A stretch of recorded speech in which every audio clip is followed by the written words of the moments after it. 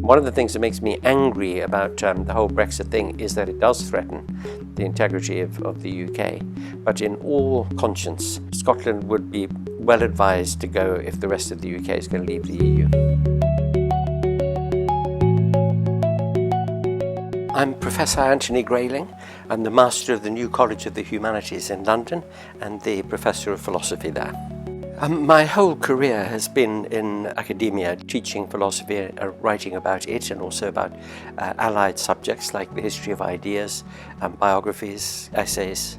And I was for a while a columnist on the Guardian newspaper and on the Times newspaper.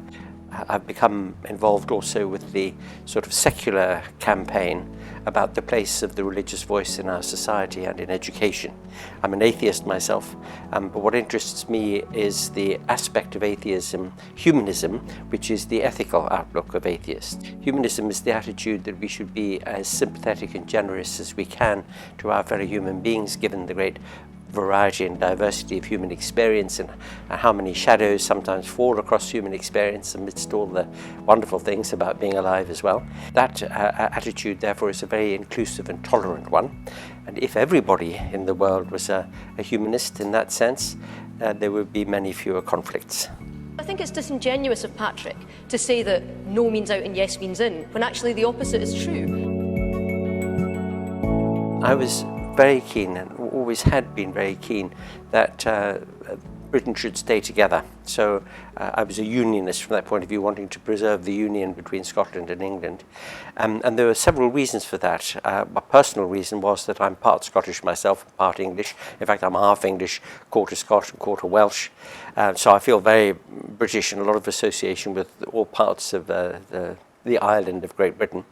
But also, of course, Scotland's place in the history of Britain, in British history, has been a very leading place. I mean, you know, in the days of the Empire, whatever one thinks about it, it's certainly true that, Scottish contributors to the Empire were tremendous. Think about our cultural life and our history. Think about the Scottish Enlightenment of the 18th century, for example. Some of our greatest thinkers and writers have hailed from Scotland. And so the idea of breaking up a country where so much had been shared and we had so many things in common, and there were so many overlaps really between people in Scotland and other parts of the island of Great Britain. So I campaigned quite vigorously to maintain that link. The decision taken in 1975 by this country to join the common market has been reversed by this referendum to leave the EU. But my view changed as a result of the Brexit referendum, the EU referendum. And it changed because it seemed to me incredibly unfair on Scotland, which had been quite substantially remain in the referendum vote, that part of the English population should drag Scotland out of the EU, where Scotland had benefited so much from EU membership and was so European in its outlook, and again, as part of history always had been. Always been very closely associated, for example, with France and other parts of Europe. And so I changed my mind about it and came to think that if there is a Brexit, that the Scots have every right, every entitlement to seek to think again about independence and perhaps to have another independence referendum. Yesterday, Scotland, like London and Northern Ireland, voted overwhelmingly to remain in the European Union.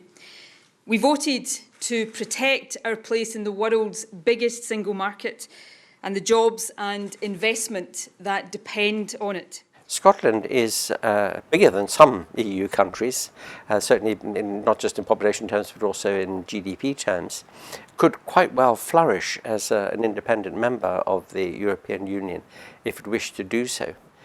And given the very bad impact that Brexit would have on the United Kingdom or on the remaining parts of the United Kingdom if it were to happen, the fact that there would be a much diminished economy, much less in the way of resources for a welfare net, for environmental protection, for consumer protection, for employee rights, for a health service, for a good education service. And so from that point of view, I think it's a democratic right of the Scots people to think, do we want to be dragged along into this, or do we want to be part of the EU project, which of course is a tremendous project. It's a great project. It's got its flaws and difficulties, but any big, imaginative, historic project like the EU would have difficulties. But Scotland is, it's a courageous country prepared to be fully engaged in the EU project. And if they want to be, they should be. The First Minister can now formally ask Theresa May for an independence vote. I hope the United Kingdom government will respect the view of Parliament. This is simply about giving people in Scotland a choice. We agree that now is not the right time for that choice, but that choice should be available to people in Scotland when the terms of Brexit are clear. So I look forward to this. If Scotland were to become independent and if things happened in Ireland which perhaps resulted in Northern Ireland becoming united with or somehow being federated with the Republic of Ireland, that would leave England and Wales. And the point is that historically Scotland has been the rescuer. So we would be stuck in England with a permanent Tory majority unless we could reform our electoral system here, because the first past the post system delivers these completely artificial majorities in Parliament on minorities of the popular vote. There needs to be a reform of that anyway, but if Scotland were to leave, it would become absolutely imperative that we do that, because otherwise we would be stuck with Theresa May and Boris Johnson and so on forever.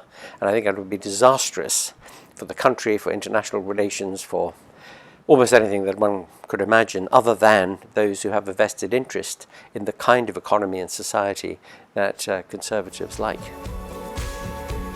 The one and only thing that Mrs May has ever been right about is that Brexit is Brexit. There's absolutely no right in the world as to why Scotland should be forced to follow on. Scotland would be well advised to go if the rest of the UK is going to leave the EU.